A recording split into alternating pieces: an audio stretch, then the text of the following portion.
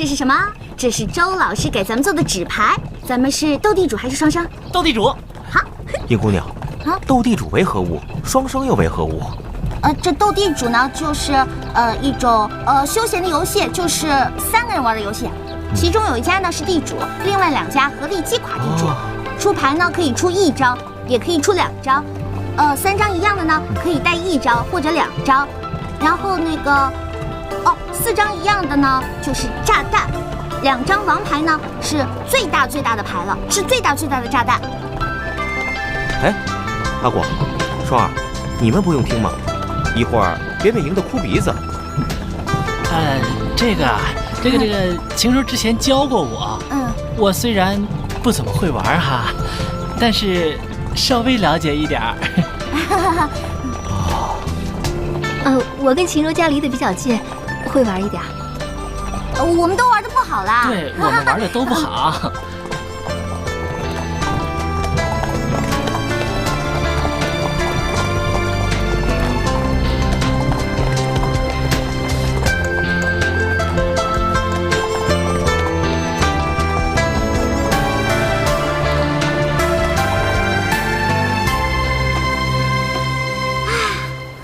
没有这么开心了，是不是啊？哎呦，为何会如此打扮？成何体统？独孤远，你怎么这么厉害啊？你真的是新手吗？你明明比老手还要老手呢。谁说不是呢？这么多年都白活了，这剧组也白混了，玩斗地主输给了一个古代人。哎，王爷，看你也挺闲的，过来跟我们一块玩吧，可好玩了。当真如此有趣？其实真的一点都没有意思呢。像王爷这种人，会玩这种上不得台面的游戏吗？王爷是一个高尚的人，是一个纯粹的人，是一个有思想道德的人。他是一个脱离了低级趣味，忠于民、忠于心的人。你说王爷他会玩吗？不会，不会。依我看，你是怕输给本王吧？切，激将法，呵呵。行，我就是怕输给你，怎么着，打我呀？我还怕教会了徒弟饿死师傅呢。你，秦柔。好了好了，算你一个，不过你可不许耍王爷脾气，要愿赌服输的。什么叫算我一个？本王还不稀罕呢。哎，王爷，王爷，真小气。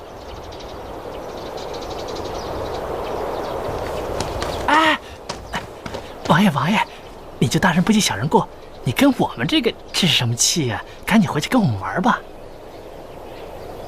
也罢，赢了他们，看他们还叫嚣。走，炸弹！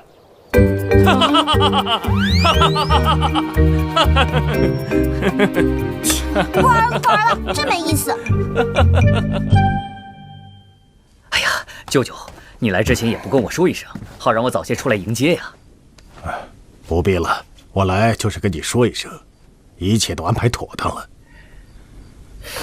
舅舅，我觉得我最近好好想了一下，如果现在动手，是不是太过明显了？王爷不必多虑，我们当然不会在他刚出京城的那个时候动手，我们是等他路程过半的时候再找机会。况且我这次安排的人，声音相貌都更似滇藏人士，以便于被我们假货。舅舅，不知道为什么，我总是隐隐有一些不祥的预感。王爷，切勿优柔寡断，做大事者当断则断，否则必受其乱呐。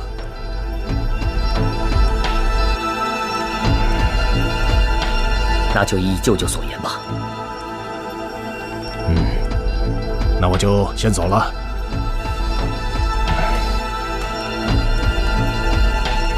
王爷，我还要再提醒你一句，现在是关键时刻，王爷要少花心思在女人身上，红颜祸水啊。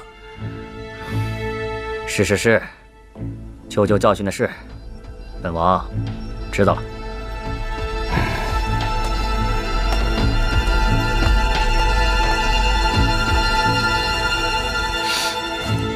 管得够宽的。哎，今天趁着人多，我们来玩杀人游戏吧。大胆！你二人怎可如此轻率？杀人乃触犯国法，怎可以游戏称之啊？哎呀，你误会了，不是真的杀人，而是那种审案型的游戏啊。那也不可。究竟是何游戏？名称如此凶险，真无聊。哎，要不然这样吧，咱们呐，每个人都讲一个鬼故事，趁着这夜色，多刺激啊！好，我先来，这个最在行。让我给你们想一个灵异一点的智力型的问题。哎呀，快点儿！就你事儿多，听着。在一个县城里呢，母女3人相依为命。可是有一天呢，母亲突然离世了。在亲戚的帮忙下呢，他们办了丧礼。可是呢，在丧礼上，妹妹见到了一个远房的表哥，并且对这个表哥可谓是一见倾心啊！一见倾心？晴柔，你搞清楚好不啦？这可是恐怖故事，不是你看的那些言情小说。就你事儿多，真是的。听着，可是葬礼还没结束，表哥呢就不见了踪影。表妹啊就找啊找，总是找不着。她呢日思夜想，茶不思饭不想，人都消瘦了许多呢。突然，你要吓死我呀！突然呢，妹妹有一天拿着一把刀，一刀，把姐姐亲手杀死。请问这是为什么？这是哪门子恐怖故事啊？切，这个故事确实曲折离奇，匪夷所思啊！阿广啊，你先说。我觉得这个妹妹不是个疯子，就是个变态。No， 冰块莲，你说。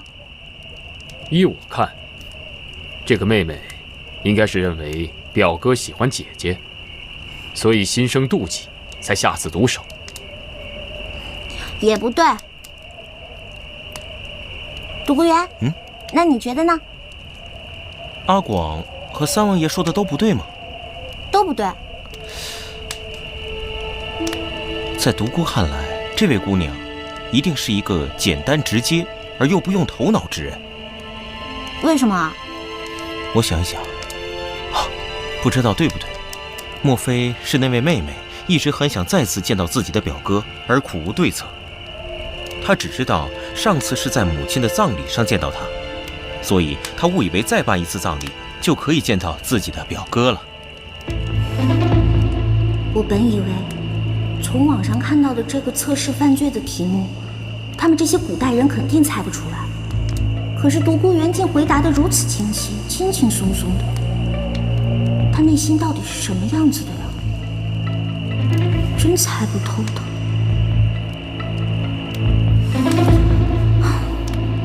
那么，晴柔，独孤公子说的对不对啊？是对的。天哪，你太厉害了！这么腹黑的答案你都能想得出来？这算什么破故事？如此阴暗。王爷，你说是吧？罢了，这故事实在过于阴暗。本王乏了，今天就到这儿吧。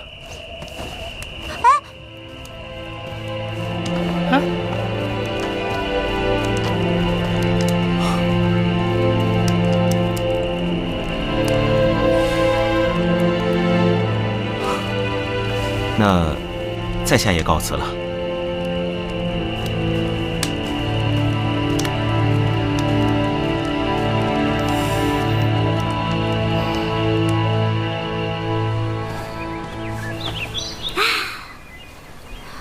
左3圈，右3圈，脖子扭扭，屁股扭扭。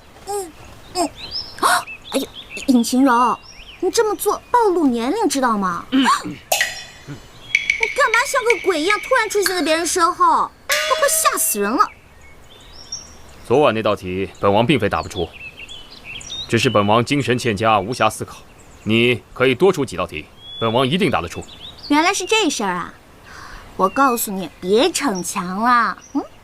难道你以为本王的聪明才智不如那独孤吗？有些问题呢，不是答上来才叫好。世间岂有此种道理？快出题吧。哟，我们三王爷不会是吃醋了吧？我没有。你脸都红了，还说没有？你若是不肯出题，就算了。哎，爹娘，阉人给您二老奉茶来了。哦，好。尹将军好，尹夫人好。好，尹将军请喝茶。好。尹夫人请喝茶。好。嫣然呐，来，让我好好看看我这准媳妇儿。好，真是个好姑娘，跟我这傻儿子配呀，真是委屈你了。娘，您说什么呢？这么遮孩儿的面儿啊！我呀，一看到嫣然，打心里喜欢着呢。谢谢尹夫人。这个晴柔啊，跟着三王爷去了西南，都这么久了，我这个做义母的心里头啊，牵挂呀。浩儿，哎，最近有他们的消息吗？娘，近日孩儿没收到王爷和晴柔的消息，但是有独孤元和李章在，您就放心吧。是啊，你就别瞎操心了。这驿站呐，过几天会有消息的，啊。我这心里面呢，总觉得空落落的。娘，您就不要过多担忧了。您要是觉得烦呐，就让嫣然陪您出去走走。是啊，尹夫人，要不嫣然陪您出去走走吧？最近天气不错，正是出游的好时机呢。好，我们走吧。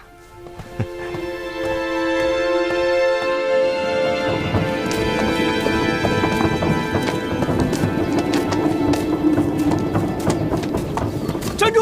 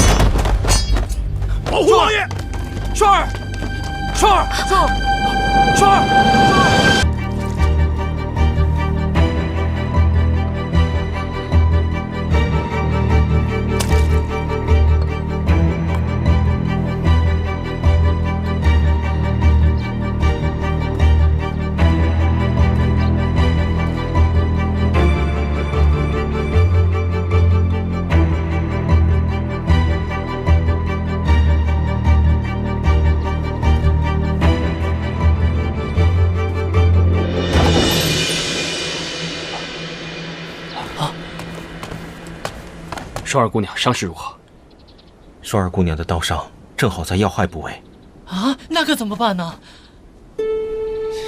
现在只盼双儿姑娘吉人天相了。独孤，一定要尽力救她性命。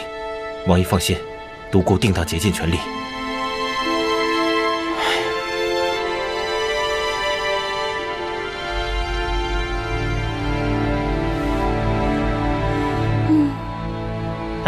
想什么呢？阿广，你不觉得很奇怪吗？这孔双双居然能为了救谢云奇而受伤，我总觉得这里边有问题。哎，你想想啊，他是谁啊？他可是孔双双，他可是上天下地唯我独尊著名大影星孔双双啊！哎，他怎么可能为了救别人而让自己挨刀子呢？我觉得啊，这里边一定有问题。哎，其实我也想不明白，以他孔双双的个性，怎么可能做出这种事？难不成他真的喜欢三王爷？不会吧？这里面啊，一定有阴谋。但是请设想一下，如果我们现在去跟三王爷说，他肯定听不进去，反而还会觉得我们是小人之心。你觉得呢？我觉得还是慎重行事，静观其变吧。他孔双双虽然坏，但罪不至死。是啊。希望他能挺过这一关吧。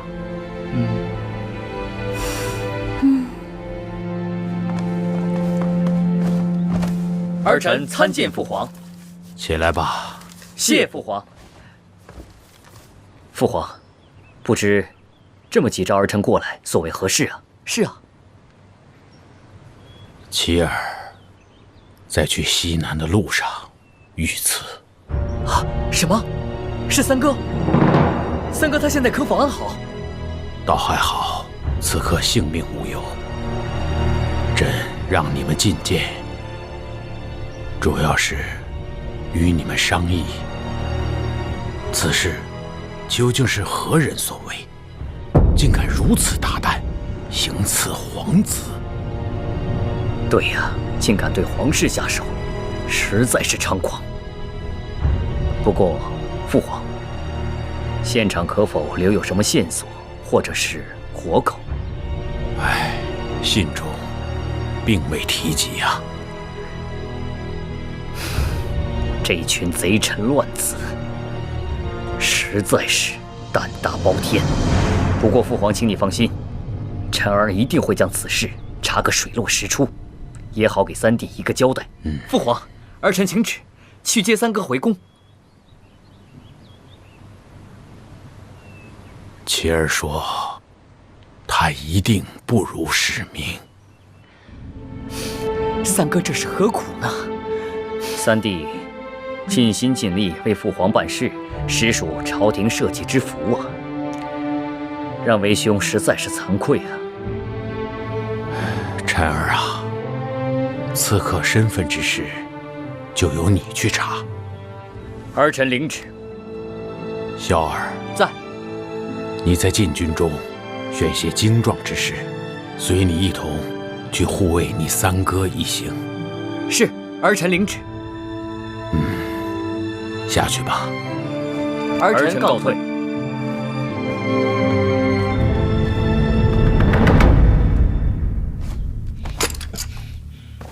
少将军，万万不可呀！让开，小心我误伤你！住手！爹的话都不听了。下去吧。是。爹，三王爷和晴柔他们遇袭受伤，我一定要过去看看，将那些乱臣贼子一网打尽。事情已经出现了，你去又有何用？三王爷有让你去的口信吗？没有。你看看你这个性格，就是一介莽夫，有勇无谋，何以成大事？浩儿，传言三王爷遇刺，这朝中必有异动。这情况尚不明确，你若贸然行事，必定打草惊蛇，这与三王爷的处境不仅不利，反而误事。这样吧，你且待我明日上朝，询问皇上的意思之后，再做打算，如何？可是爹，无需多言，你要再坚持想要去，就是跟为父过不去。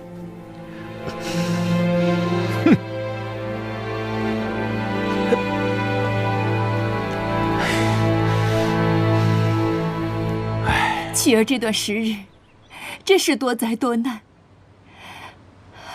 幸好此次无碍，要不然，可让我怎么活呀？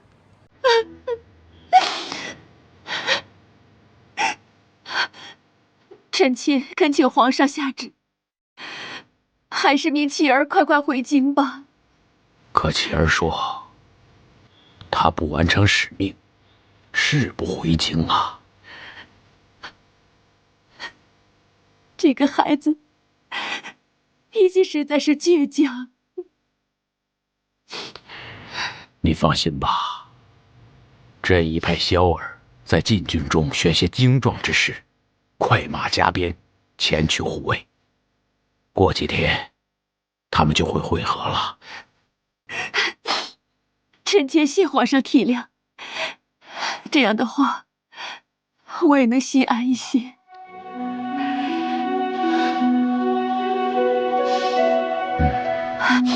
可皇上，你又在为何事而忧心呢？朕知道琪儿受伤之后，第一时间就召见陈儿和萧儿。萧儿第一句话就是关心颜齐的安危，可陈儿关心的却是否抓到刺客，是否留有活口。这让朕也多了一些忧虑啊。这萧儿与琪儿素来亲近，又是手足，他关心琪儿是无可厚非的。再说陈儿与琪儿、萧儿又是同一血脉的兄弟，他关心是何人所为，也是在替皇上分忧啊。不论如何，兄弟手足之情比任何事情都更加重要。也许是朕想多了吧。想个办法是。应该有一个对策呀。可不是吗？皇上，臣以为此事极有可能是藩邦所为。近年来，藩人为了贡品之事，屡次与我朝斡旋。此次行刺，有可能是他们借刺杀三王爷一事来要挟我朝。因此，此事万万不能姑息，请皇上下旨，马上出兵讨伐藩邦。皇上，万万不可！藩人虽然屡次进犯，却都是因为免贡免税之事，绝不至于伤及人的性命。如果没有调查清楚就轻易发兵，恐怕会引起对方的猜忌呀。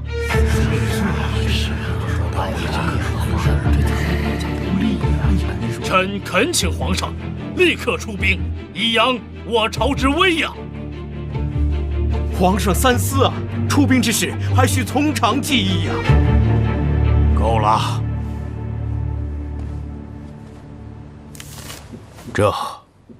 这是三王爷的手书，小秋子，读给他们听听。是。父皇亲启，儿臣此次虽然遇袭，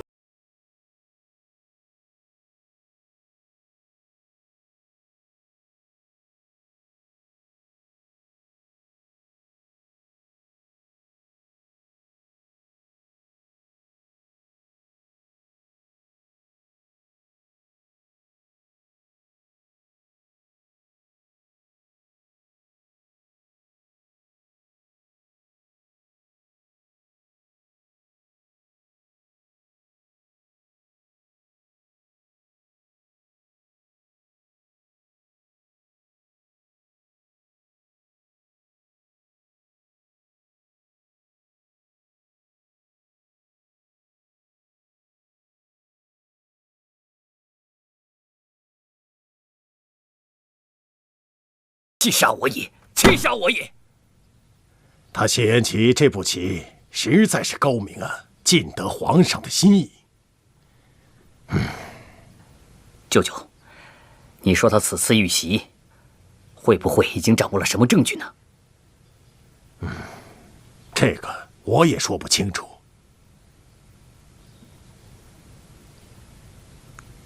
倘若他真的掌握了证据，为何不把你我二人抖落出来呢？眼下你我二人也只好按兵不动，静观其变了。哼，谢延齐这小子果然阴险。此番虽然没有伤了他，但是本王绝对不会就此罢休的。谢延齐，我要让你死在我的手里。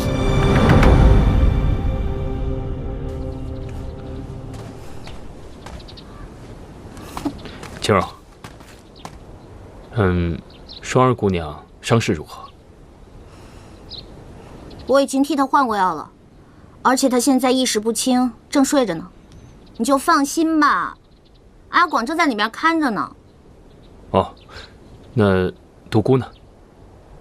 独孤为了给双双疗伤，动了真气，所以现在在屋里静养呢。青柔，为何我觉得你在与本王置气呢？没有啊，我只是觉得你有心问我双儿姑娘的伤势，倒不如想想是何人行刺你吧。哦，这行刺之事，之前独孤也有提过，他认为此事必是谢延辰所为，还建议我务必与他抗衡到底。你说你这次微服出巡本来就十分隐秘，朝中之人就没有几个知道的。可是那些贼子为什么会知道你的所在呢？而且这些贼人分为两拨人马，第一批人呢，一看就是山贼，他们只图钱财，行动也十分的果断。可后面那些黑衣人呢，一看就是训练有素，而且行动也颇有章法。哦，最重要的是呢，他们根本不贪财物，是直冲着你来的。所以我就想，这些黑衣人的幕后主使，一定是知道你身份的人。而这朝中能有行刺动机的人，也只有谢延辰了。一开始我也这样认为，但后来我越来越觉得此事没有那么简单，还有很多地方值得仔细参详。要说此事是二哥所为，到目前为止也只是推断。在我看来，谢延辰不过是一个幌子罢了。也许有人只是想利用他的身份。对。不过，不管此事背后的指使人是谁，我都已上报于父皇，必将此事彻查到底。还望父皇保重龙体，慎重出兵，以免打草惊蛇。还是你想的周全，而且啊，以德服人。希望那些贼人啊，不要再出来。给你点个赞，当当。哦，这双儿姑娘伤势一事，还要多谢你啊。毕竟她是因我而受伤，还望你莫要误会于我。哼，我才不管呢。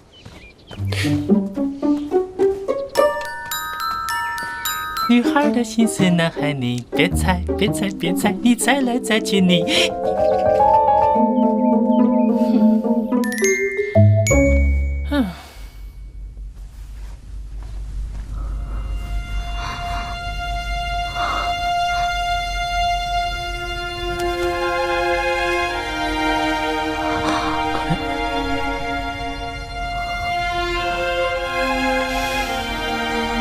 双儿姑娘，你还是好好休息吧。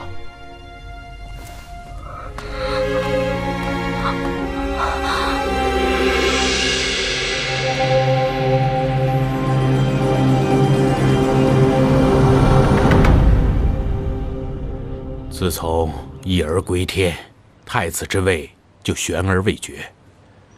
钟爱卿，你们怎么看呢？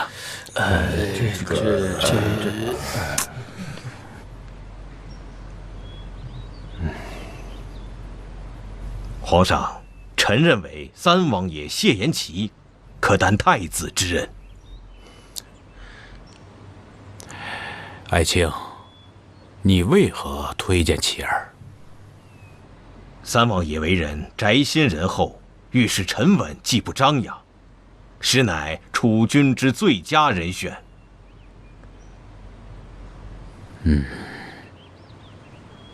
启禀皇上，臣推荐二皇子谢言臣。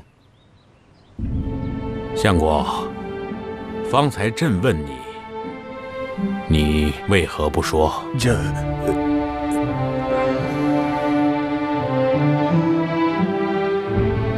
爱卿，你接着说。皇上，三王爷此次在彻查贡品被劫一事的路途中，一路上体察民情，为民伸冤，即便是在遇到贼人行刺的凶险环境下，也能够临危不乱，率众人御敌，坚持不辱皇命。此事做得有理、有据、有度。若再有皇上的悉心培养，臣相信三王爷将来定当成为一代明君。皇上，臣……罢了，别沉的了。朕累了，你们都下去吧。臣等告退。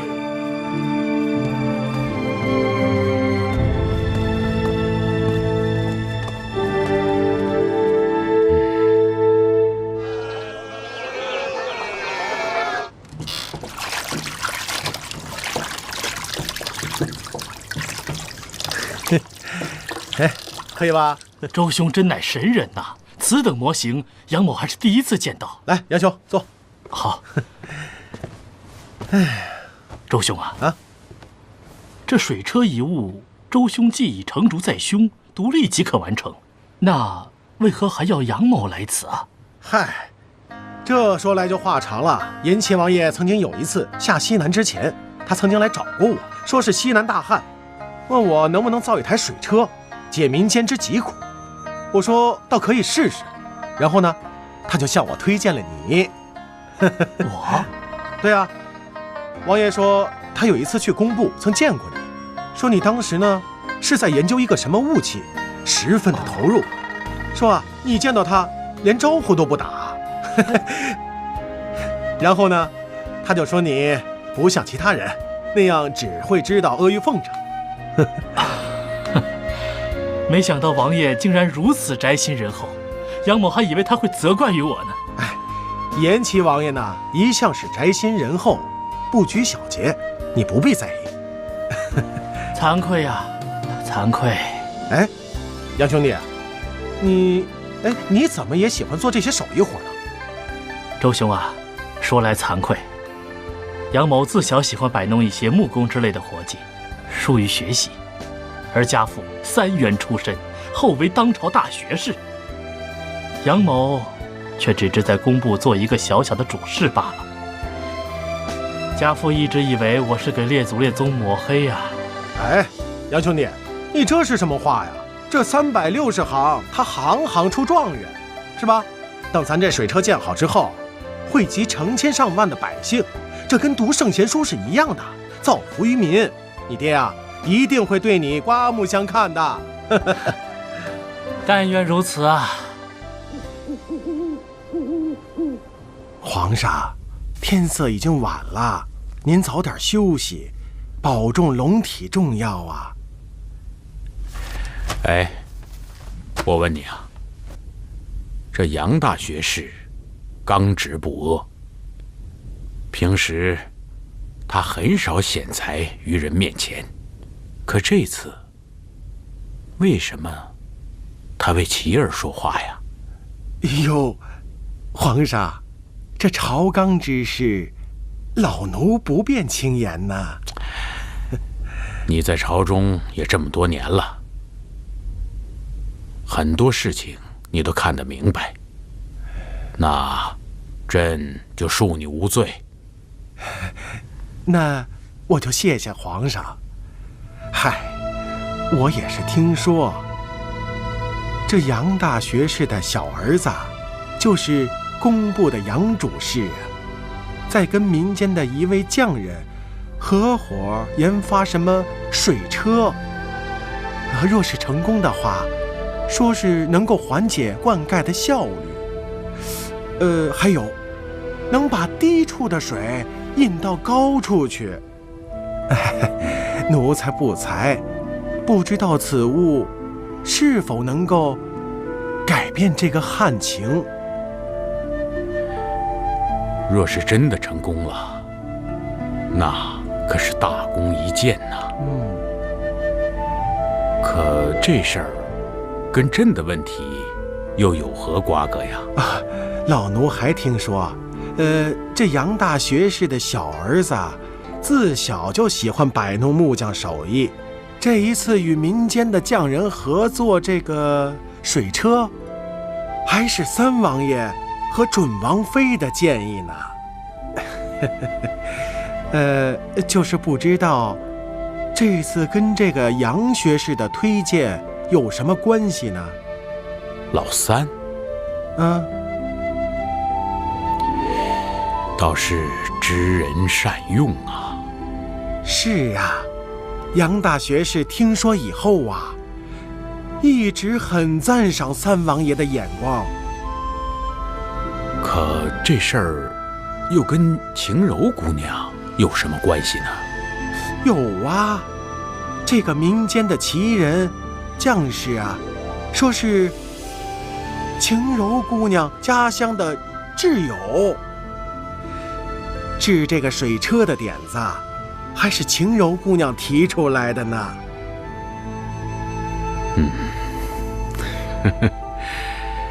这个老三呐，倒是找了一个贤内助。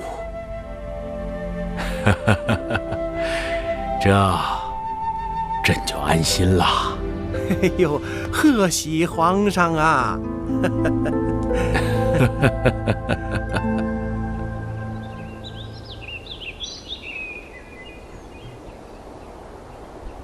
双儿，你的伤势可有好转？谢王爷关心，伤势虽已有些好转，但还是没有力气。这个死仙气！双儿姑娘，哎呀，这次出行啊，要不是你和李章兄弟，看什么看？没见过美女啊！真不知道有几条命都丢掉了。晴柔姑娘，你别走远了。此言差矣，你别跟我了，我要上茅房。应当的。哎，那每一次都这么危险吗？哪有这么夸张啊？死仙气，臭仙气，有什么了不起的吗？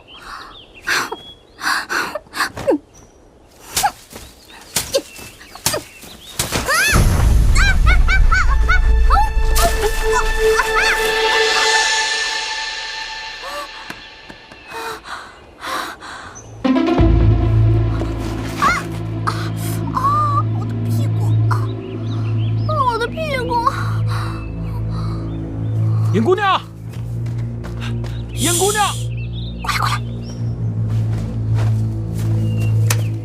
哎，你看那些是不是接贡品的人？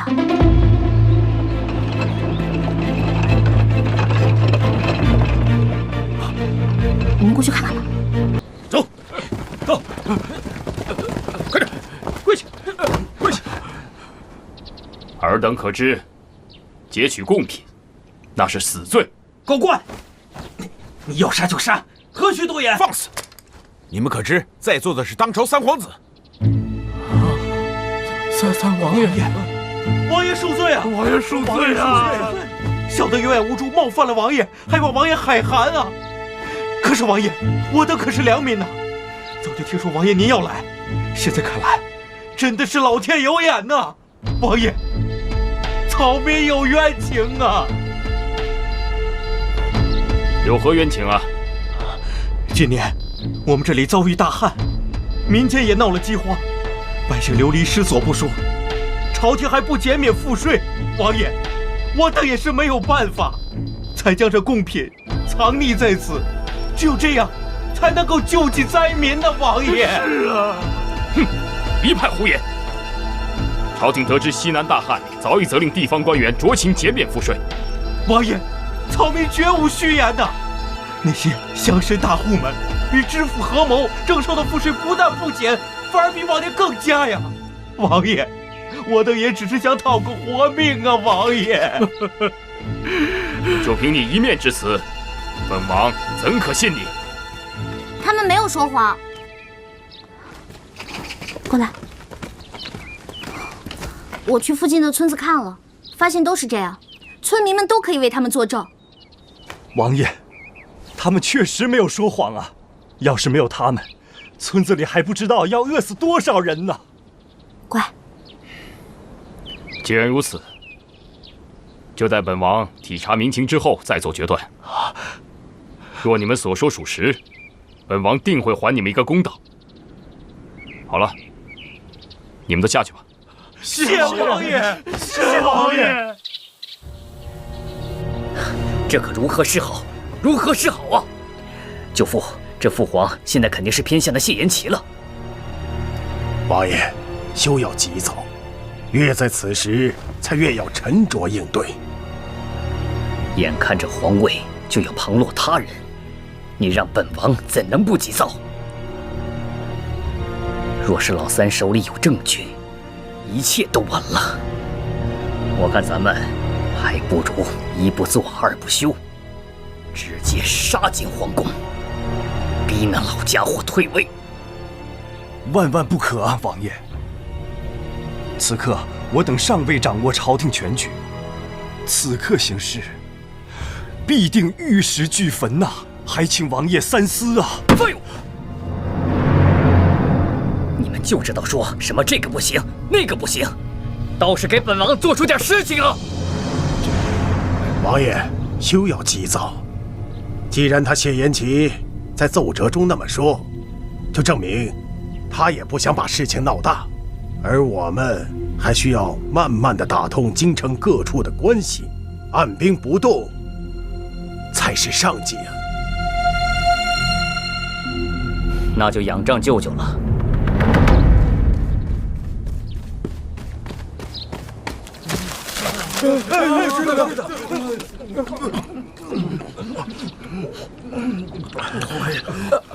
喂，冰块莲，你没事吧？唉，还有吗？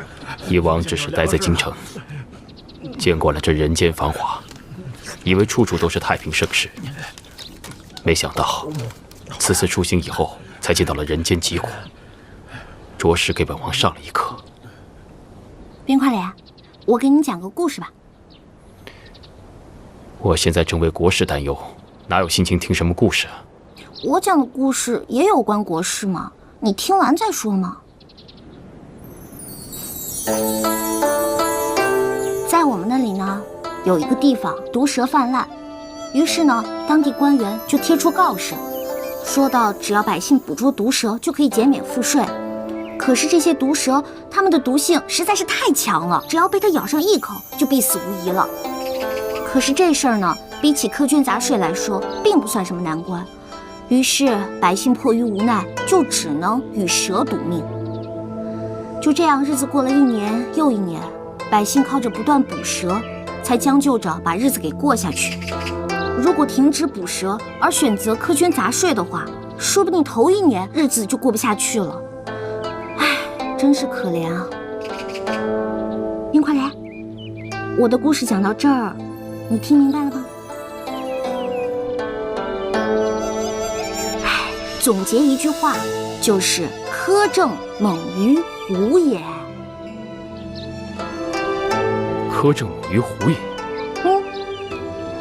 说得好啊，青柔，你真是本王的一面明镜，我要感谢上苍，将你赐予了我。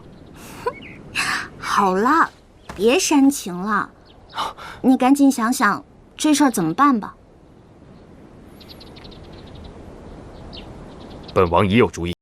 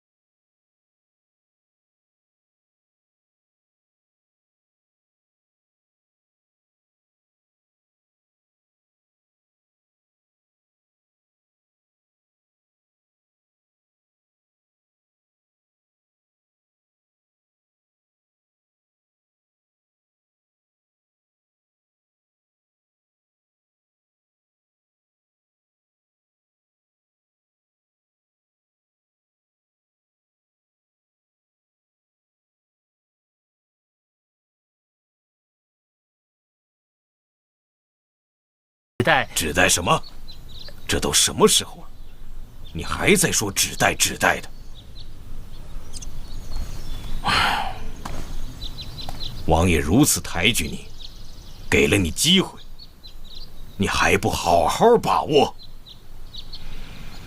我们杨家世代为官，为父，更是本朝建制以来第一个大三元，而你，却只是个同进士。若是此事不能做得妥妥帖帖，我还有何颜面面对列祖列宗？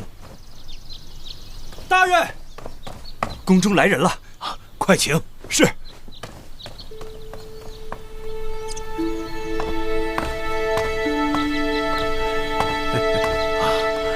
杨大人，邱公公，皇上口谕，请杨大人进宫议事。公公可知皇上找我何事？杨大人，您误会了，皇上找的是这位杨大人。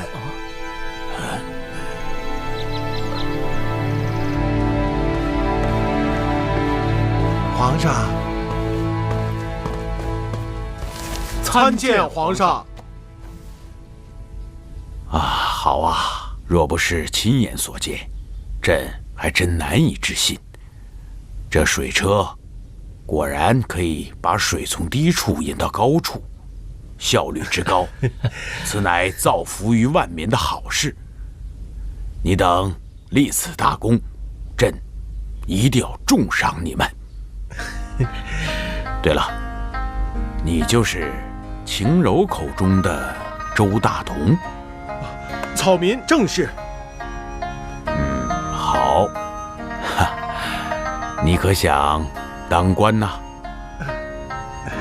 皇上，草民就是个粗人，当不了官的。若是皇上以后有事，差人找我便是。我大同定当尽心尽力。好，爽快。既然不想当官，那你要什么赏赐啊？皇上，此事说来恐怕有些不妥吧？哎，有何不妥？说。不瞒皇上，草民在长乐街上，开了家店。草民斗胆想向皇上求个墨宝，还请皇上帮我提个额匾。放肆！不送就不送呗，这么凶干什么？皇上。无妨。除此之外，朕还要赏你黄金100两。谢皇上。你就是杨大学士的公子？启禀皇上，微臣正是。杨大学士求见。宣。皇上，微臣不知皇上召犬子进宫所为何事。若是他作奸犯科，还请皇上责罚微臣。杨大学士啊，你也不问问清楚，这哪是什么作奸犯科之事？分明是你养了个好儿子，他们俩做了一台水车，帮朕解决了西南大旱，造福于万民。朕赏还来不及呢，啊，怎么到你嘴里就成了作奸犯科了？啊，来，赏！臣替犬子谢皇上，谢皇上。1号参见王爷。你来了，你是让我跟你一块迎接三哥的吧？正是因为此事而来。实不相瞒，我已经准备好了酒菜，只待迎接他们回来了。我也多日不见我那调皮的妹子，甚是想念。那还等什么？咱们走吧。好，走。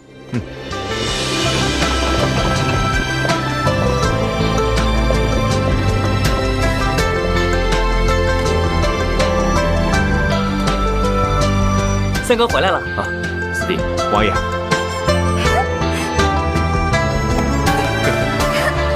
小四，大哥，多日不见，丰腴了不少。你说什么呢？我哪里胖了？王爷，这一路你们辛苦了啊，不辛苦。总算是不负父皇所托，有所成效。我们可担心死你们了。哎，我有点饿了。好，走吧，那我们先回府吧。走。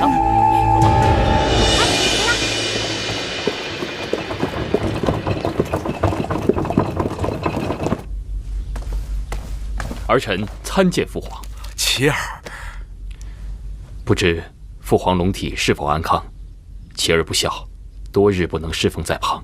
朕的身体你是知道的。琪儿啊，当初听到你遇袭的消息，朕坐卧不宁啊，生怕你像你大哥一样。琪儿有父皇庇佑，自然吉人天相，父皇莫要担心。父皇，儿臣寄给您的信，您可收到？收到了。那些贪官污吏，朕一命刑部处理了。水车之事，朕已下令，各地府衙照批制作，大兴水利，造福于民。父皇明察，万民有福。儿臣替百姓谢过父皇。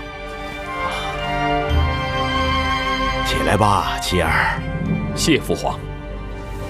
来与父皇谈一谈你在路上遇到的奇闻奇事啊。好。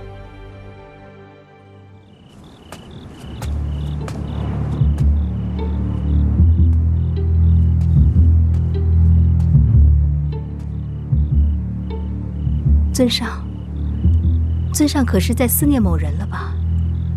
这不是你该问的问题。对了，这件事就辛苦你了，想必谢延琪也不会再怀疑你了。以后你在王府办事也就更加方便。对了，你的伤好些了吗？顺儿的伤已无大碍，多谢尊上关心。天色也不早了，早点回去休息吧。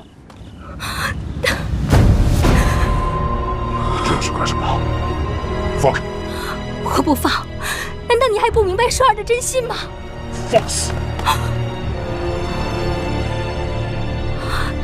难道你嫌弃我？我早就跟你说过，你我是不可能的。为什么？我不甘心。自从我第一次见到你，我的心里就有你。为了你的大计，我甘愿投身于他人的怀抱，我可以连自己的性命都不顾。我为你做了那么多，为什么你都看不到呢？你别忘了自己是什么身份。我什么身份？我是孔双双，是万人瞩目的大明星。现在却到了如此阿杂之地，还这样低三下四的求你，你还要我怎么样？我知道你有喜欢的人，是不是就是因为那个贱人，所以你才不肯多看我一眼？我到底哪一点不如他？为什么你们一个个的心里都只有他？住口！你想要所有的人都听见吗？我为什么要住口？我孔双双就是喜欢你，我偏要喊！你是不是想死？我告诉你，你只是我的一颗棋子，我稍微有力，你就灰飞烟灭。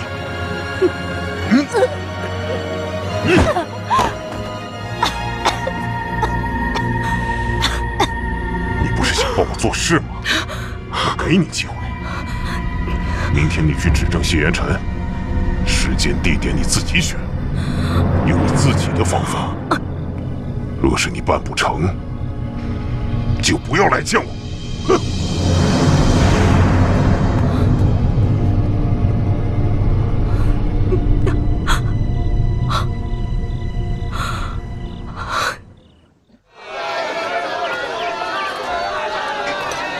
我告诉你，你只是我的一颗棋子而已，你只是我的一颗棋子而已。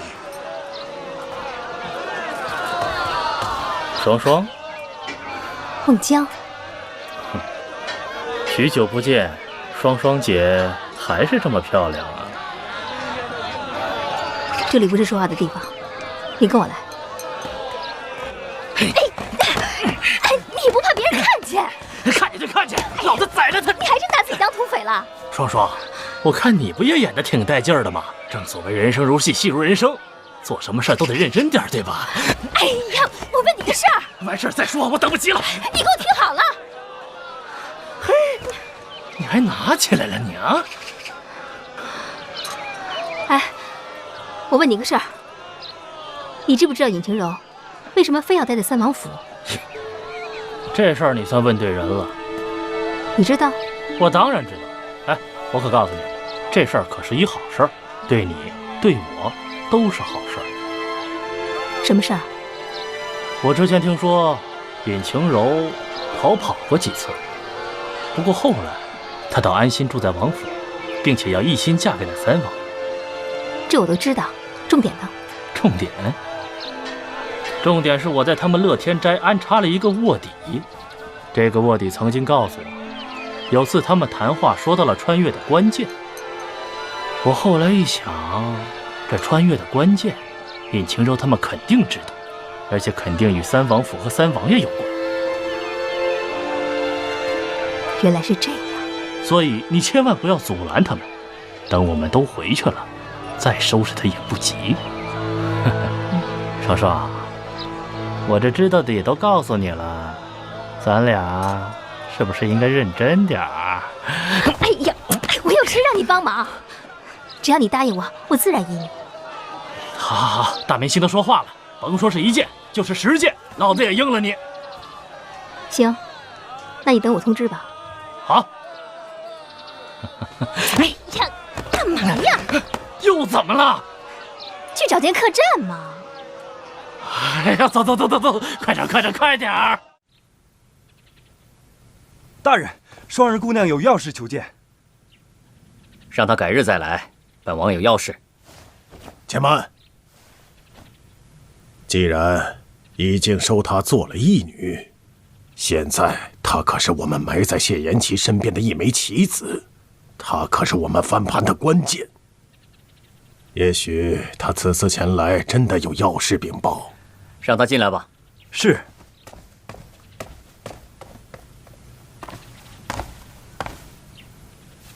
义父，王爷。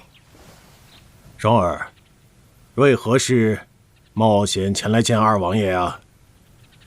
义父放心，双儿并没有被跟踪，无人知道双儿到此。双儿，今日是不是有要事啊？双儿此次来，是给二王爷带来一条妙计，可以置谢延琪于死地。何种妙计？说来听听。双儿有办法栽赃嫁祸谢延琪，嫁祸他当日西南之行遇刺，乃是他谢延琪自己策划。虽然当日刺杀谢延琪的刺客全部都已身亡，双儿可以让孟姜假扮唯一逃出来的人，当面指证谢延琪。只要什么？只要双儿能当面见到当今圣上。什么？你要面圣？是。只要双儿能面圣，皇上必会相信，双儿便以此为证。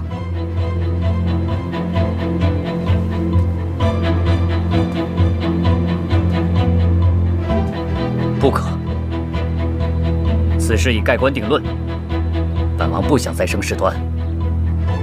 义父，请相信双儿，只要双儿能面圣，此计必成。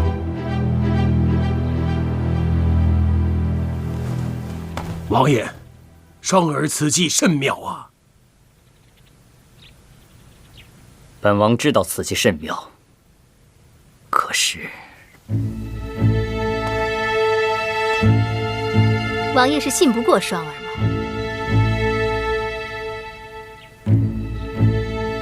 既然王爷信不过双儿，那双儿也只有撞死在这堂前，以死来明志。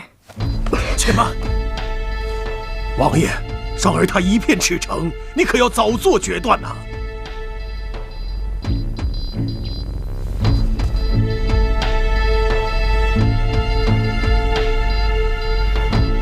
好，既然如此，那就试试吧。双儿还有一事，说。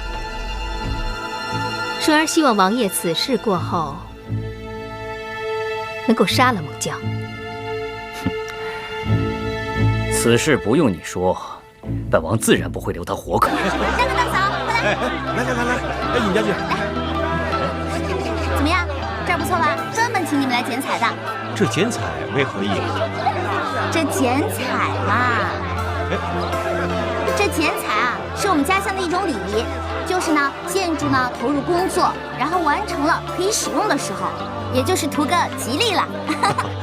但是啊，这剪彩不是谁都能剪的哦，也得是身份尊贵、有地位的人才能剪的。总之呢，你来就对了。哎，我也要。秦柔，你不会因为我们之前吵过架就不答应了吧？哪能啊，我哪是这种小肚鸡肠的人啊！再说了，你现在可是我大嫂呢。都是一家人了。哎，来，好，现在我宣布，乐天斋正式开业。开业喽！姐姐啊！这个呢，可以多用，可以放在家里观赏。哎，杨尚书，晴柔姑娘。恭喜！现在啊，不能叫杨主事了，应该叫杨尚书。青柔姑娘取笑在下了，恭喜杨兄升官了。哎呀，周兄言重了，要不是周兄啊，我现在可不是这个样子。哎，哪里啊，咱们都是自家兄弟嘛。我先带你啊到里面去看一看，来，到处走一走。行。周兄，这是……哦，这个嘛，这个就是咱们的镇店之宝了。镇店之宝，这是做什么用的呢？哎，杨兄，这个以后再给你解释。哎呀，以后慢慢给你解释。我们先到那边去看看，好吧？来，尝尝我们这边的酒。来，杨尚书还请尝尝我们的美酒，尝尝味道怎么样？青柔，上酒了！这是我们自己酿的。我先过去啊。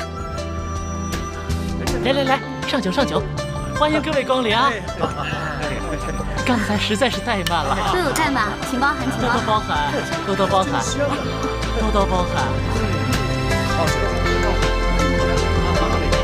哎，秦柔，表哥呢？表哥怎么没来？冰块脸说他有事要忙。啊，好小心，大家好久都没有见到表哥了。自从我们从西南回来以后，他就天天神龙见首不见尾的，我好久都没见他了。是吗？哎。你们俩不会有什么事吧？没有了，我们俩挺好的。那就好，我带你去看看水粉。你就是双儿。启禀皇上，民女正是。听臣儿说，你有天大的事情要告诉朕。此事事关国运，还请皇上屏退左右。双儿，怎敢如此无礼！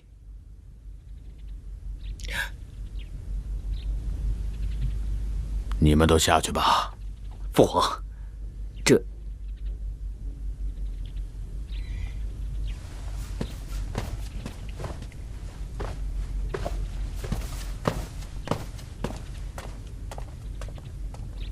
讲吧。舅舅，你说双儿在里面会跟父皇说什么呢？二王爷，到现在你还不相信双儿吗？舅舅，他有什么话非要关着门说吗？还要屏退你我二人，你让我怎能不多想？王爷稍安勿躁，一会儿便知分晓。父皇，皇上。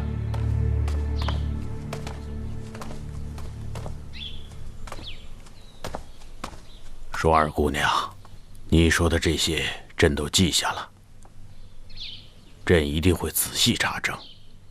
你先退下吧。是。父皇，儿臣还有。朕累了，回宫。起驾！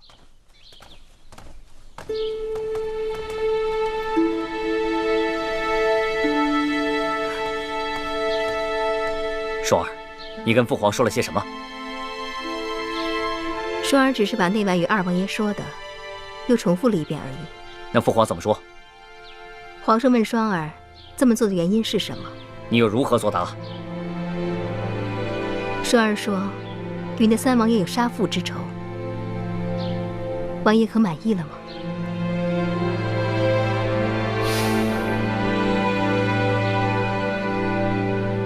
父皇听完，有何表示？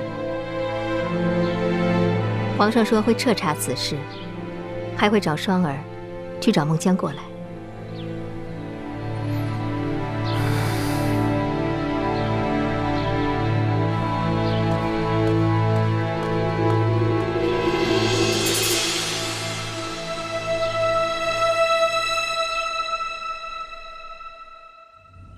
哎，不出3年，我估计我们就能成为古代的李嘉诚了。我们要发财啦！唉，我周大同干了一辈子的道具，全是脏活累活，没人瞧得起我。没想到今天能有这么多人来捧场，我这心里头真是酸酸的。咦，还酸酸的，你肉麻不肉麻呀？大同，我早就说过的，你一定可以的。咱们要目光长远一点，要把这乐天斋做大做强，做成京城天字第1号，做出自己的个性、自己的品格。此处应该有掌声。哎，晴柔，你是不是把我们穿越回去的事儿给忘了呀？阿广同学，你能不能不要这么扫兴？真是醉了。嘘，醉了，你喝了吧，多老的词儿了，还用呢？我就说。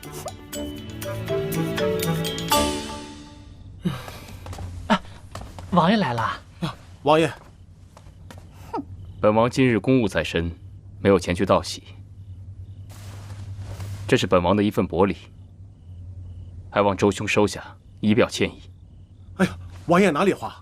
今天我们这乐天斋能开成，完全是王爷您的帮助啊，您大可不必多礼啊。啊，一点心意嘛。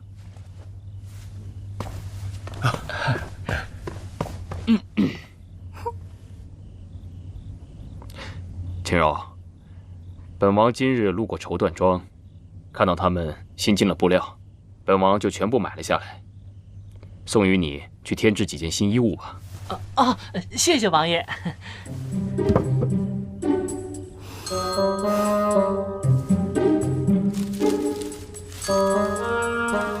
这个给你。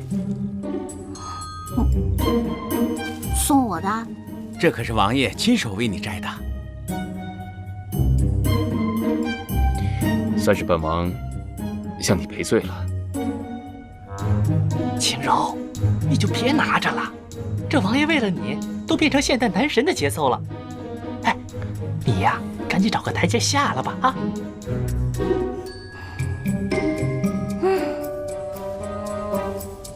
那好吧，既然你都送我花了，那我原谅你了。王爷，奉皇上口谕，速召您进宫。公公可知父皇急召我进宫是为何事？王爷能否进一步说话？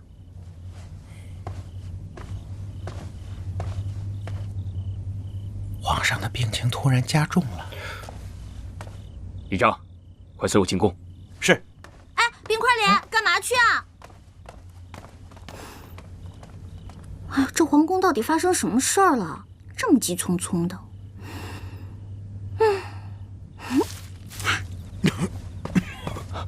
父皇，来人呐！传太医。琪儿，到朕这儿来。是。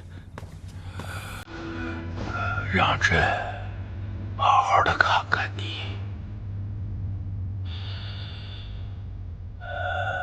时间过得真快呀！转眼间，你们都长大成人了。朕突然想起来，你们小时候，那个时候啊，你们一个比一个调皮，整天围着朕打闹，让朕陪你们玩耍。那些画面，朕还能记得清楚呢。是，妻儿也记得。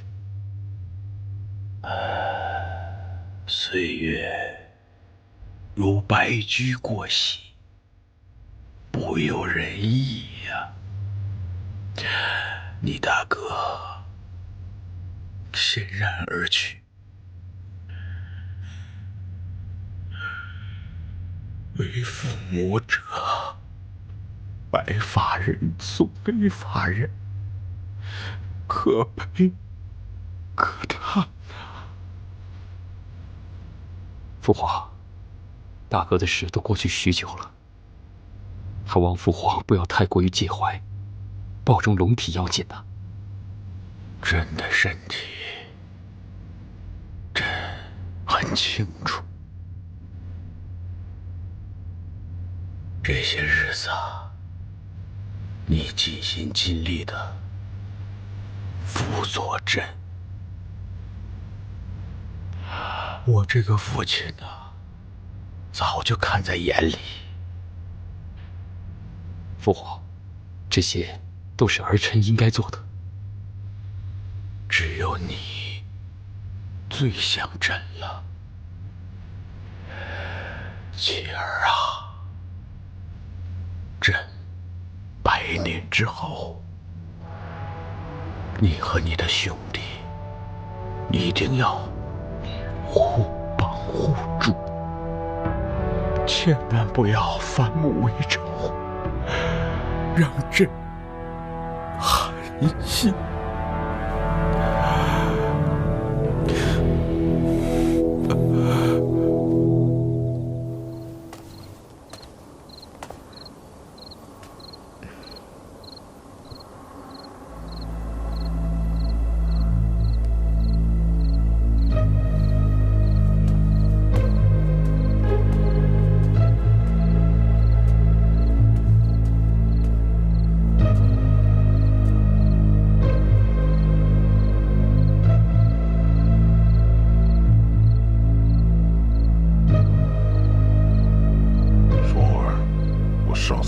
说得很清楚了，为何你又私自前来？就不怕我取了你的性命？双儿只是来禀报尊上，你交代的事，双儿已经办成。哦，竟然如此顺利。双儿只是想让你知道，双儿为了你，什么事都能做到。这件事情你办得很好。尊上不再追究双儿破坏规矩来找你了吗？你做得好，我为何要罚你？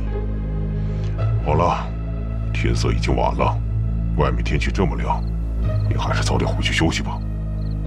我有新的情况，我自然会联络你。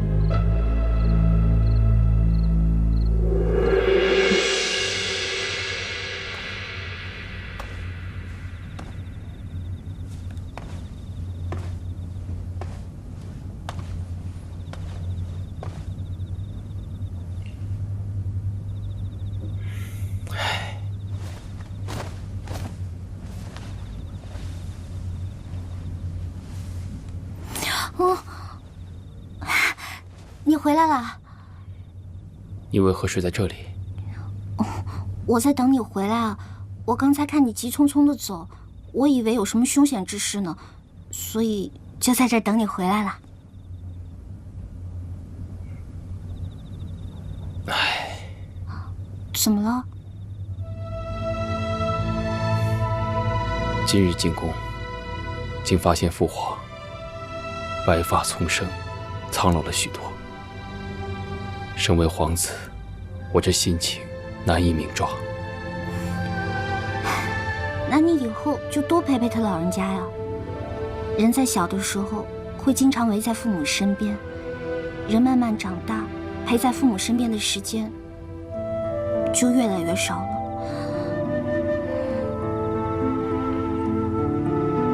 今日父皇也提起了好些事情，还讲了许多伤心的话。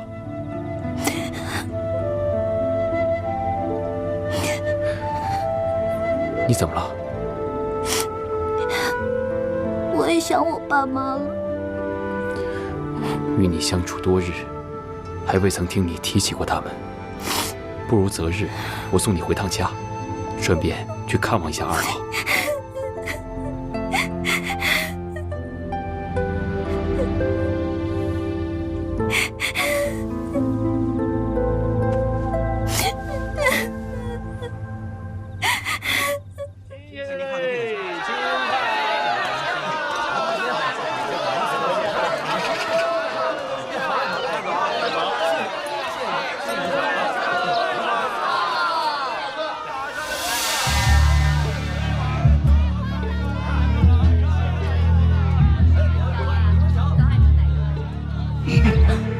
吓我一跳。孟郊，这2天皇上可能去找你作证，你千万要记住，按我说的去做。叔叔，你说的我仔细想了一下，这搞不好他妈的会掉脑袋的，我看还是算了。孟郊，你怎么能说话不算数呢？行，让我答应你也可以，但是事成之后，你得跟我回山寨，做我的压寨夫人。你当山贼当上瘾了，你不打算回去了？你还别说，我还真的就不想回去了。这边的人特别的仗义，比咱们现代人呢不知道强多少倍。就拿我那几个小兄弟来说，个个肯为我抛头颅洒热血的，我怎么说也是一个性情中人。这猛地一下子穿回去，我还真有点舍不得他们。哎，要不这样，你干脆跟我回山寨，索性我就不走了，咱俩在这儿好好的过。这样吧，只要这件事你能办成，我自然愿意。行，我答应你。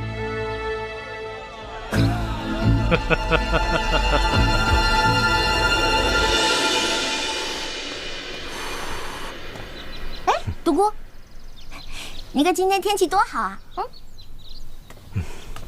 依再下看，怕是要变天了。你真爱说笑，这万里无云的，怎么可能会变天呢？此天非彼天。什么意思？我不太明白。如果我没有猜错的话，三王爷马上就会被设立为太子。哎，那这是好事儿啊！而且，他一定会是一个好皇上的。可是，青柔，你有没有想过自己呢？我？按祖制，立为太子，侧妃就有4人。你愿意与他人共同分享你的夫君吗？我不知道。我记得你曾经跟我说过，爱是2个人的事情，要一心一意。难道今天你就要违背自己的誓言吗？哎呦，我不知道。青柔，我愿意为你放弃自己的一切，一心一意的只爱你一个人。他谢延琪可以做到只爱你一个人，放弃自己的一切吗？哎，不要再说了。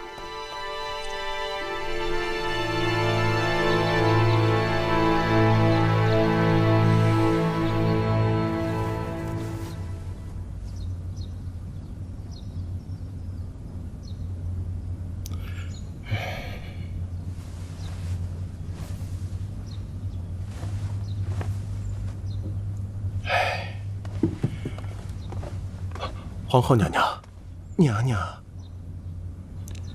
皇上的病怎么样了？皇上服药也有月余，可是这病始终不见好转，怕是怕是什么？说。皇后娘娘，恕微臣直言，皇上怕是已病入膏肓了，还请皇后娘娘早做打算。你说什么？给我拖出去斩！好什么？皇后娘娘饶命，饶命啊！好了，皇上下去吧。罢了，这不怪他们。皇上，哭什么？这都是定数啊！朕的病不得向外透露半句。若有人走漏一点风声，朕诛他9族。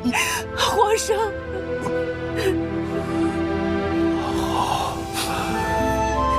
不知怎的，朕很想吃你亲手做的桂花糕。这还不容易，臣妾马上去做。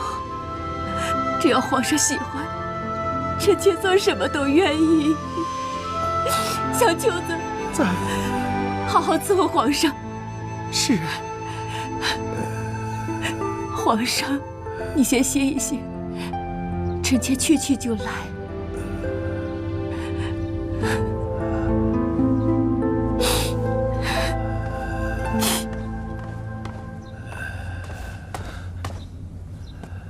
双儿说的猛将，你审问的怎么样了？回皇上，奴才已经亲自审过了，双儿姑娘所言不差。这几人所讲的不能全信，你好生盯着他们。朕断定，这背后一定会有更大的阴谋。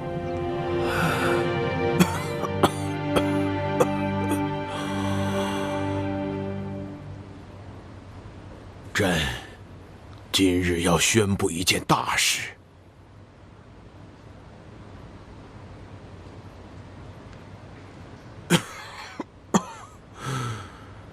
小球子，宣旨。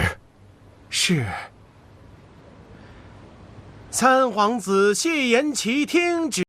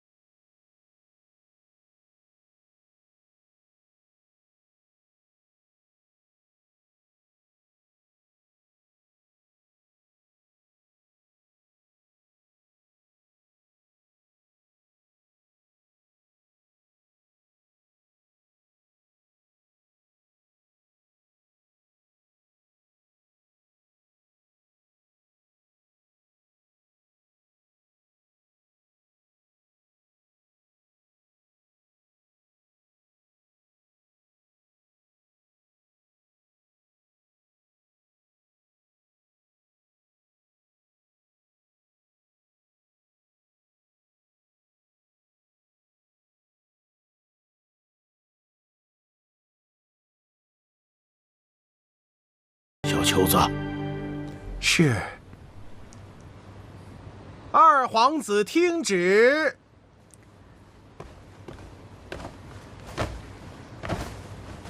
二皇子谢延臣，亲你小人，疏远君子，即日起降爵一等，钦此。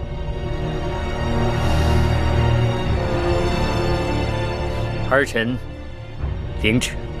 你回去以后，好好思虑一下自己的过错，等想清楚了再来找朕。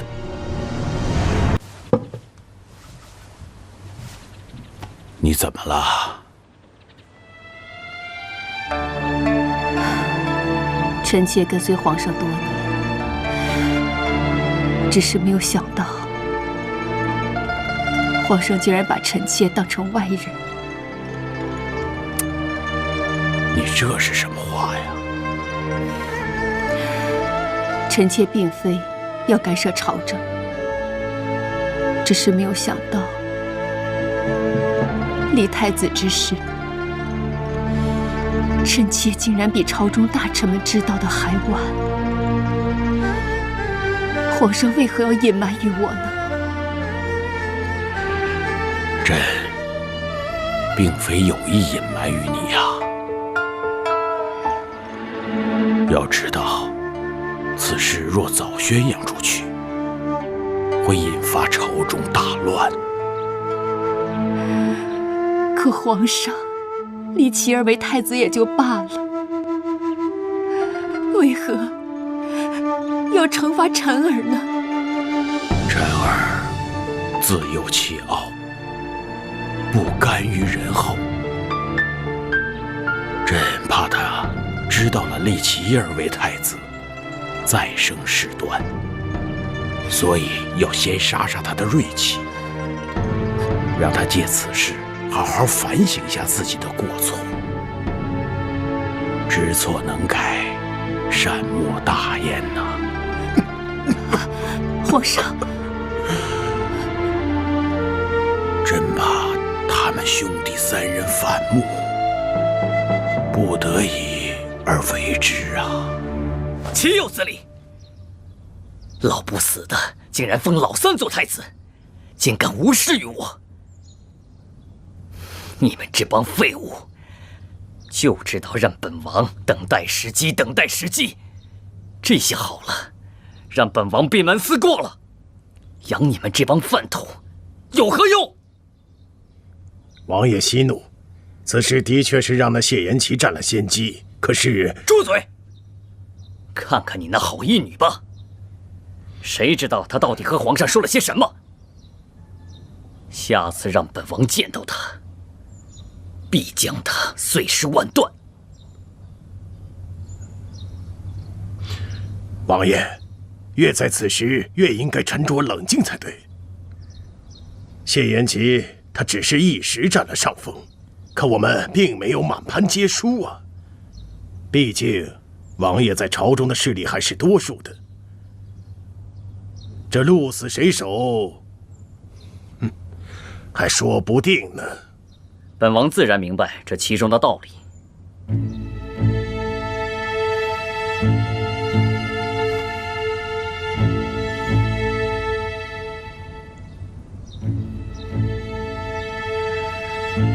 舅舅，你先请回吧，让本王再好生想想。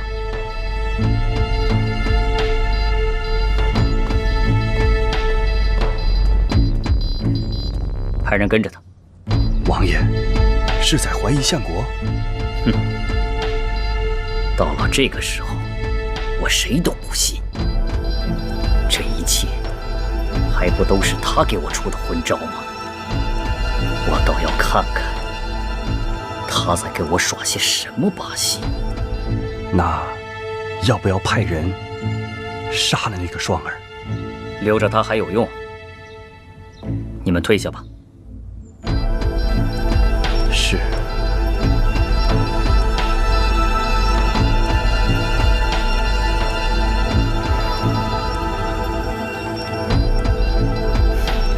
早晚让你们知道我的厉害。恭喜太子殿下！啊，多谢，恭喜太子殿下！多谢各位大人，多谢。几位大人，这边请。恭喜太子爷！恭喜表哥！好了，你们俩好，我也开心。恭喜王爷！恭喜王爷！哎，表哥，来，来，坐。表哥，这回你当上太子了，我们必须要好好庆祝一番，是不是？对，不如就像上次一样，办个那个哎呀 ，party 啊！对，party。父皇虽立我为太子，但眼下我在朝中根基未稳，依我看，还是低调行事吧，莫让奸人钻了空子。party 一事，还是算了吧。表哥，你不要扫兴嘛。秦柔，你说呢？表哥最听你的。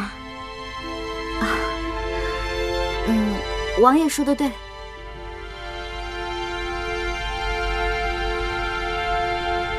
不跟你们玩了，没劲。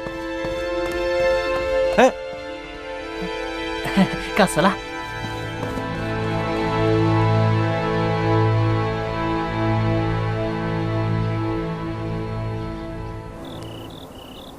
你的下一步任务就是让尹晴柔离开谢延琪。为什么？到底什么事儿啊？晴柔，我有件事想问你。什么事儿？你之前三番四次的想从王府逃出去，最后为什么都没走？其实这事儿，我一直想找个心平气和的时机告诉你。我好像发现我们穿越回去的关键了，就在宗祠里。可是宗祠不是像我们这种平头老百姓就能进去的。于是我静下心来想了很久，好像只有嫁给皇子谢恩琪，通过我们的婚礼进行宗祠祭拜的时候，我们才可以实行穿越计划。我思前想后，也只有这个计划是最靠谱的了。所以你最终决定要嫁给谢延琪？我还在纠结。你爱他吗？青柔，作为女人，我看得出来，你爱他。但是，我不知道我是不是可以这样认为。你嫁给他的目的，就是想要进入宗祠，找到穿越的关键。不是，就是为了离开他吗？我没有，我只是……青柔，我求你一件事情。什么事？我求你离开他，求你离开谢延琪。你为什么要这样？青柔，我不打算回去了。什么？你也知道，女演员什么的，总会有年老色衰的那一天。到最后，也不过是找一个喜欢的或者不喜欢的嫁了。但自从我穿越到这里来，我觉得这边并没有名利圈那么多尔虞我诈，我觉得很舒服。而且，我找到了一个喜欢的人，因为我爱他，我不在乎他身边有其他女人，只要我能陪着他。可是晴柔，你是一定要走的。你要知道，你的离开一定会伤害到他。你忍心他因为你的离开而难过吗？怎么会这样？我是一直想着怎么回家，却怎么也没想到这样会伤害谢延琪。尹晴柔，你太自私了。晴柔，等你走了以后，我一定会想办法进入宗祠，找到穿越的关键，然后告诉你，让你们穿越回去。我发誓。双双，你让我想一下。晴柔，你毕竟是要离开的呀，你早一点离开，对他的伤害就会少一些的。我求你了，你就答应我吧。双双，你难道不相信我吗？晴柔，你难道忍心因为你毁了他一辈子的幸福吗？晴柔，别说了。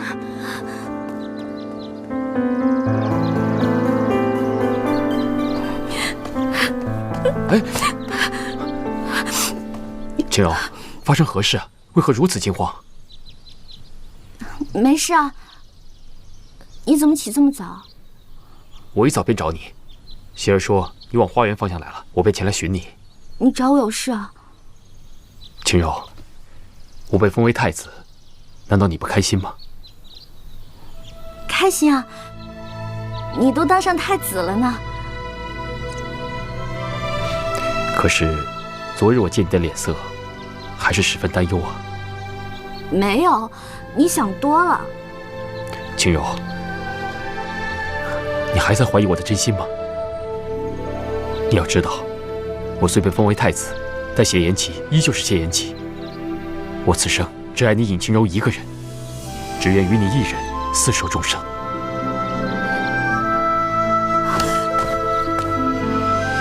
我不值得你这样做。为何不值啊？难道你不知道你在我心中有多重要吗？好了，我明白了，你现在是太子了，要替皇上做功课的，所以说你快去上早朝吧，我会在家乖乖等你的。近日事务是有些繁杂，也的确怠慢了你。待我忙完这些日子，我必定带你游山玩水。好，一言为定。一言为定。那我就先走了。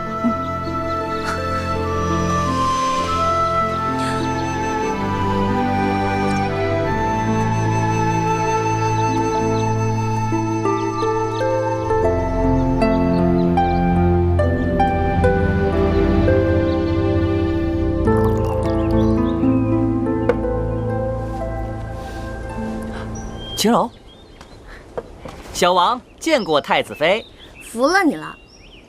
给我倒杯酒。哎，这倒是奇怪，难道三哥府上就不能给太子妃一口酒喝吗？非要到小王这里讨酒喝？行了你，我问你，皇上封谢延齐为太子，你会不会不高兴？怎么会？三哥当太子，我高兴还来不及呢。真的？真的。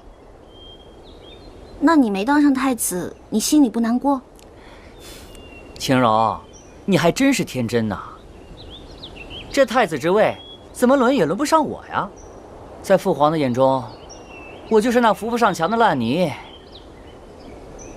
也罢，做烂泥挺好，至少落得个清闲自在。你真的这么想？当然。言萧生性狂放自由，不愿让自己的人生被那皇位束缚住。三哥温顺共良，太子之位实至名归。说正事儿。我有事儿想找你帮忙。帮什么忙？以后他遇到什么难处，你一定得帮他。笑话，三哥身边有你这个机灵鬼，还用得着我帮忙？我不管，反正以后他要遇到难处，你一定得帮他。青柔，你是不是有事瞒着我呀？哪有啊，我没有事儿，我好着呢。哎呀，我的意思是，我毕竟是一个女流之辈，朝堂上的事情我不便过问。所以如果他以后有事儿，你一定得帮他。哼，放心，三哥和我骨肉兄弟，他若有事，也需定当相助。那我们说好了。说好了。拉钩。拉钩。盖章。盖章。拉钩上吊，100年不许变。妻儿和晴柔的婚事如何了？回皇上，自打上一次，这个典礼出事之后啊，他二人的婚事就暂时搁置了。朕得让他们马上成婚才是啊！是啊，太子爷和晴柔姑娘，那是郎才女貌啊，是天生的一对儿，地设的一双啊。照钦天监，选个良辰吉日，让他们马上成婚。是。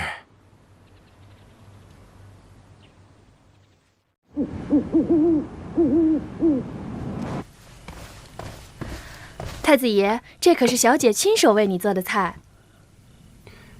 这些菜肴，当真都是晴柔亲手所做？是啊，这一桌啊都是她亲手做的。哎，我看看啊，宫保鸡丁、鱼香肉丝。哎，王爷，你可得尝尝，这都是晴柔的家乡菜，点击率老高了。好了，我来说两句。在茫茫人海中，大家能够相识，也是一种缘分。我先敬大家一杯吧。来，来。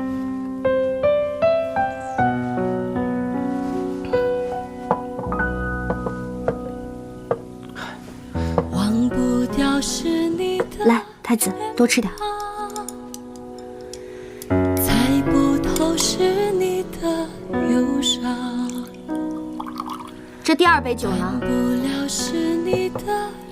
我尹晴柔给大家赔个不是。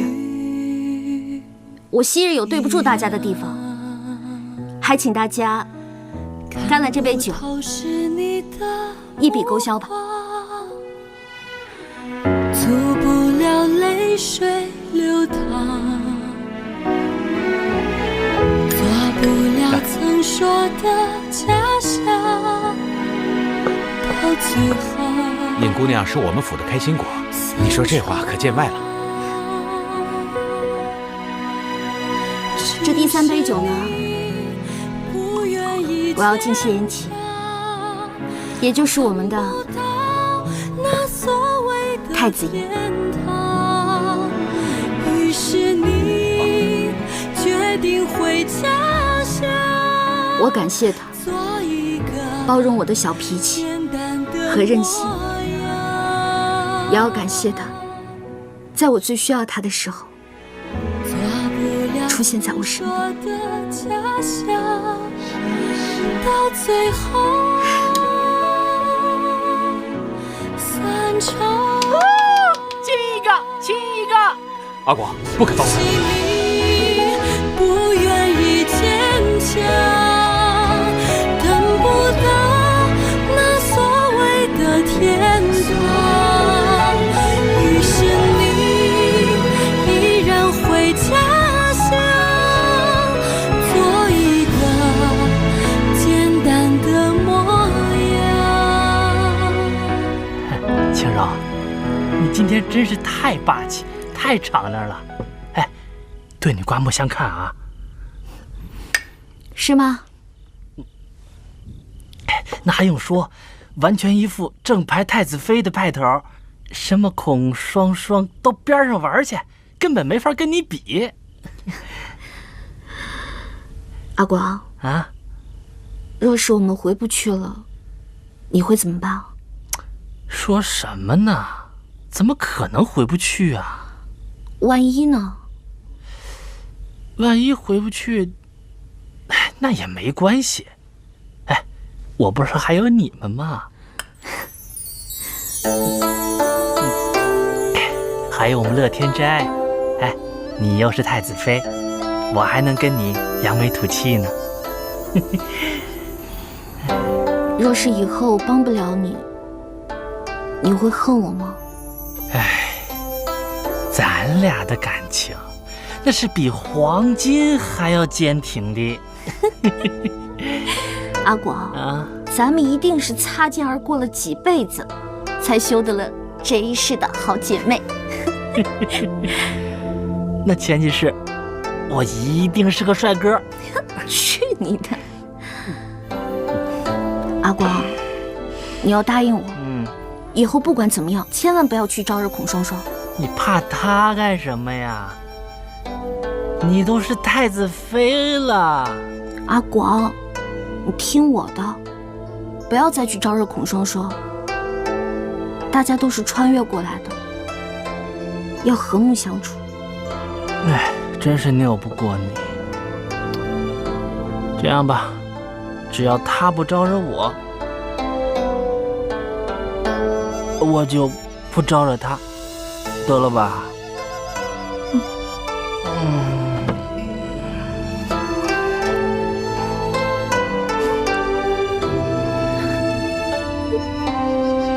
阿广，对不起。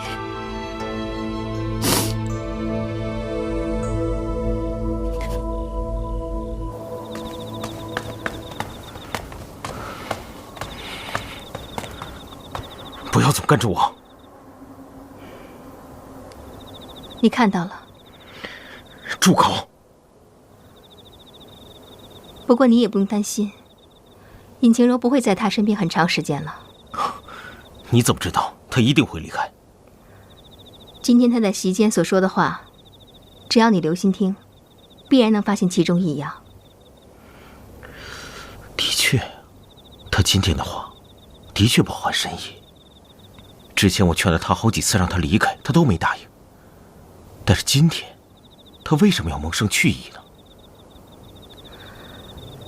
如果舒儿没猜错的话，他明天就会消失。那你知道他要去哪儿吗？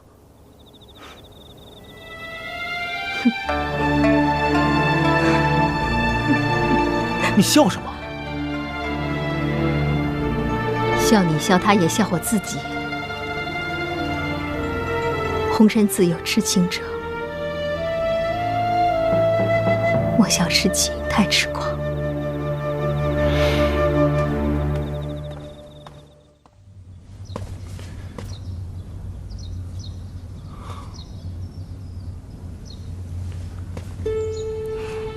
我要感谢他，包容我的小脾气和任性，也要感谢他，在我最需要他的时候，出现在我身边。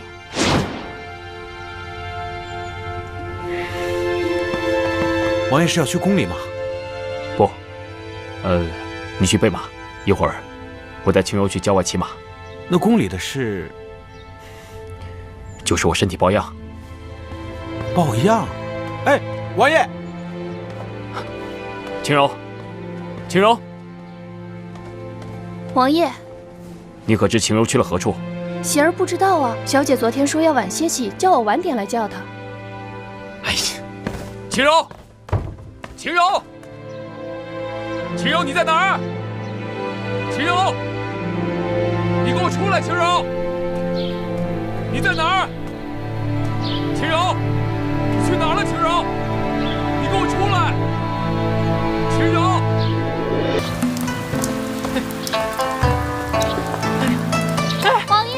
王爷，你等等我呀！青柔，青柔，哎，王爷，哎不，太子爷，您怎么来了？青柔一定来过吧？他人呢？晴柔她是来过，不过那是2天以前了，好久没见着她了。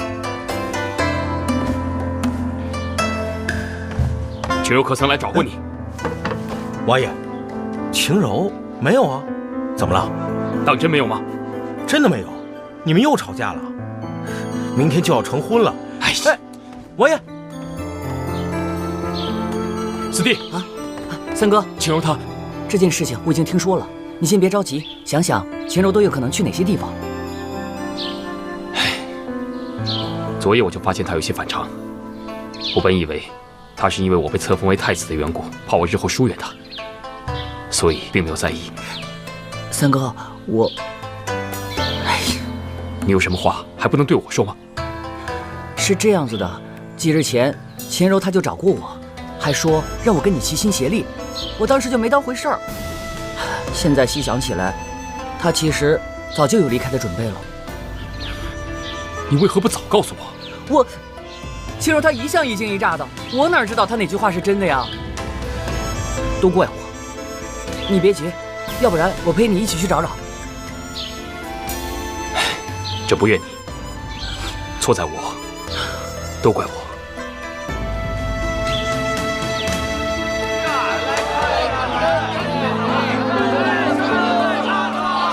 哎，姑娘，看你一脸福相，想必有什么喜事，不如听我算一卦，预知一下未来也好啊。我算的可好了，这价格嘛，也绝对是童叟无欺。哎，姑娘，如何呀？你哪只眼睛看见我是有喜事儿了？我脸上明明写着4个大字：离我远点儿。哎，姑娘，哟，原来是有麻烦事儿啊！不怕，听我念一段经文，保证什么问题都解决了。1本经300文，2本经就够500文好了。可是师傅啊，我没有钱呢。我呢是进京投奔亲戚，不料途中却被人偷了钱财。不如师傅你就借我几百文可好？哎呀，姑娘，真是大水冲了龙王庙啊！原来呀，我们是同道中人呐。同道中人？哎，我告诉你啊，这个镇子没啥赚头，我劝你多走20里，有的挣。